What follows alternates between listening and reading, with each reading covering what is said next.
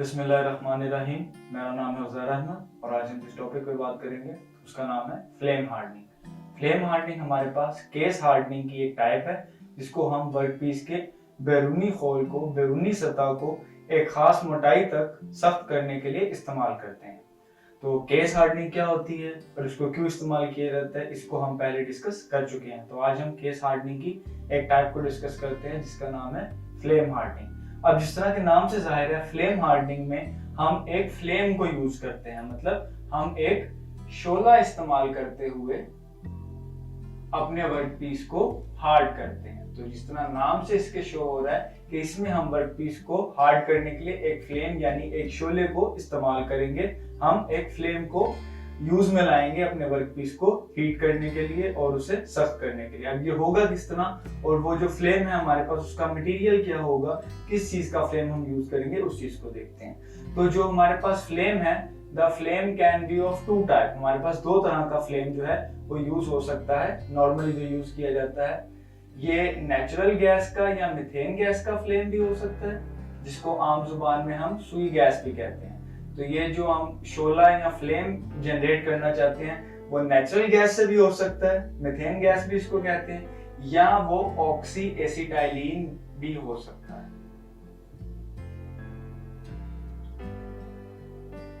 ठीक है, तो हमारे पास ये दो किस्म का जो फ्लेम है वो यूज किया जाता है, नेचुरल गैस या ऑक्सी एसिटाइलिन। अगर इसके आगे मैं लिख दूं कि फ्लेम हमारे पास ये यूज किया जाता है, दिस इज द फ्लेम। तो फ्लेम हमारे पास नेचुरल गैस या ऑक्सी एसिटाइलिन दोनों में से कोई भी हो सकता है, डिपेंडिंग अपॉन कि हमारे पास क्या चीज अवेलेबल है और हम किस चीज को जो है वो हार्ड करना चाह रहे हैं। अगर हमारे पास मटेरियल ज्यादा हार्ड हो तो उसके लिए ऑक्सी एसिटाइलिन फ्लेम को यूज किया जाता है। अगर मटेरियल बहुत ज्यादा हार्ड नहीं है तो उसके लिए नेचुरल गैस को भी यूज किया जा सकता है।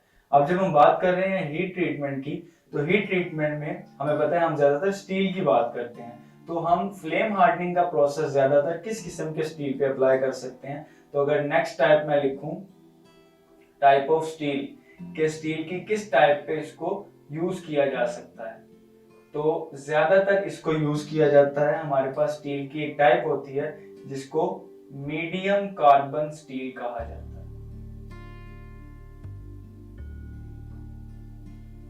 तो नॉर्मली इसको मीडियम कार्बन स्टील के लिए हम इस्तेमाल करते हैं। जो फ्लेम हार्डनिंग का प्रोसेस है उसे मीडियम कार्बन स्टील के लिए इस्तेमाल किया जाता है।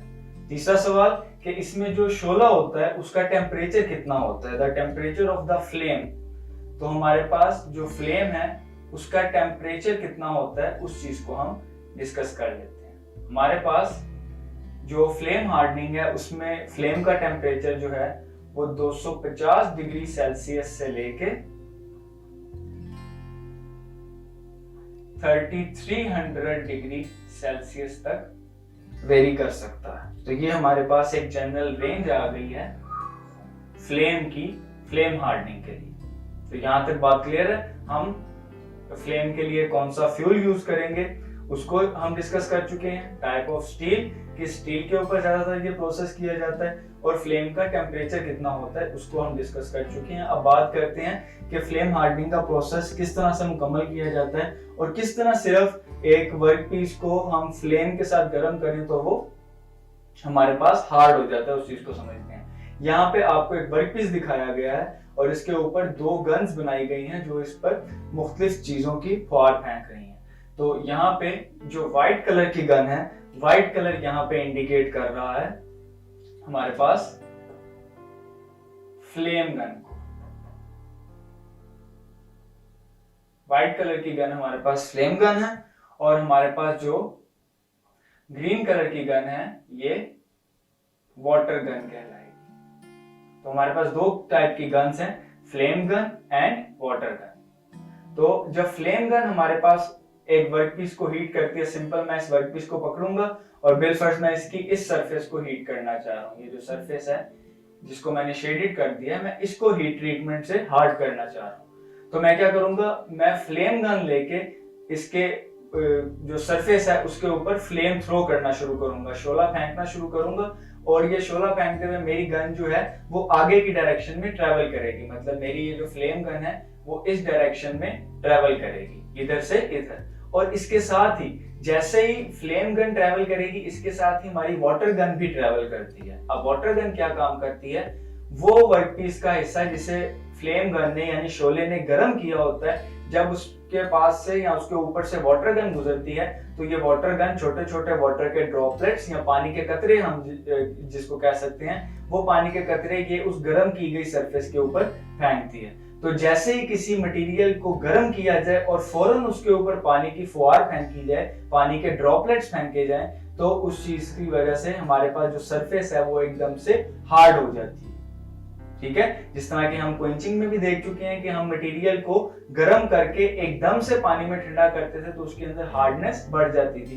तो यहाँ पे भी आप कह ले कुछ हद तक वही प्रिंसिपल अप्लाई हो रहा है कि हम सरफेस को फ्लेम के जरिए गर्म कर रहे हैं और फौरन ही फ्लेम के पास होने के बाद, फ्लेम के गुजरने के फौरन बाद ही हम वाटर गन की मदद से क्या कर रहे हैं, उसको हीट अप की हुई सरफेस को फौरन से ठंडा कर रहे हैं, जिसकी वजह से हमारी जो सरफेस है वो हार्ड हो जाती है, उसकी हार्डनेस में इजाफा हो जाता है। तो ये हमारे पास एक मेन प्रिंसिपल है केस हार्डनिंग के लिए, जो हम टाइप को डिस्कस कर रहे हैं फ्लेम हार्डनिंग उसका, कि जैसे ही फ्लेम किसी वर्कपीस की सरफेस को एक मुनासिब टेम्परेचर तक गर्म करके आगे ट्रेवल करता है, उसके साथ ही जो वाटर गन है वो उस गर्म की गई सरफेस के ऊपर ड्रॉपलेट्स थ्रो करती है और वो थ्रो किए गए ड्रॉपलेट जो हैं वो उस सरफेस को ठंडा करके हार्ड कर देते हैं। तो इस तरह हमारे पास फ्लेम हार्डनिंग का प्रोसेस पूरा होता है। अब यहाँ पे एक फ्लैट वर्कपीस दिखाया गया है, फ्लेम हार्डनिंग का प्रोसेस फ्लैट वर्कपीसेस के ऊपर और साइलेंड्रिकल वर्कपीसेस के ऊपर भी किया जा सकता है। तो ये डिपेंड करता है कि हमारे पास अवेलेबल वर्कपीस कौन सा है और हम उस पर किस तरीके से जो है केस हार्डनिंग का प्रोसेस अप्लाई करना चाहते हैं। तो ये हमारे पास एक ओवरव्यू था फ्लेम हार्डनिंग का। इसके लिए नेचुरल गैस या ऑक्सी एसिटाइलिन का फ्यूल यूज किया जाता है। ये ज्यादातर मीडियम कार्बन स्टील पे अप्लाई किया जाता है। अब मीडियम कार्बन स्टील कौन सा होता है, जिसके अंदर कार्बन की जो परसेंटेज है वो 0.25 से लेके 0.55% तक होती है। तो ये हमारे पास मीडियम कार्बन स्टील है। और उसके बाद थर्ड के फ्लेम का टेम्परेचर कितना रखा जाता है, 250 डिग्री सेल्सियस से लेके 3300 डिग्री सेल्सियस के दरमियान जो हमारा फ्लेम का टेम्परेचर है वो वेरी करता है। इसमें जो ऑक्सी एसिटाइलिन का फ्यूल है या जो फ्लेम है वो ज्यादा पावरफुल होता है as compare to natural gas. तो जब हमने ज्यादा थिकनेस तक जो है वो फ्लेम हार्डनिंग करनी होती है तो हम ज्यादातर ऑक्सी एसिटाइलिन के फ्यूल को तरजीह देते हैं, उसको हम यूज करते हैं।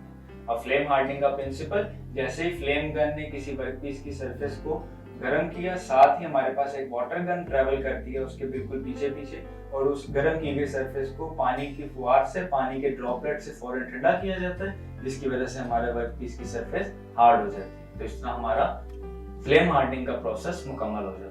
उम्मीद है आपको इस लेक्चर की समझ आई होगी। अगर इस लेक्चर के मुतालिक कोई भी सवाल, कोई भी क्वेरी है तो आप पूछ सकते हैं। अपना ख्याल रखें। अल्लाह हाफ़िज़।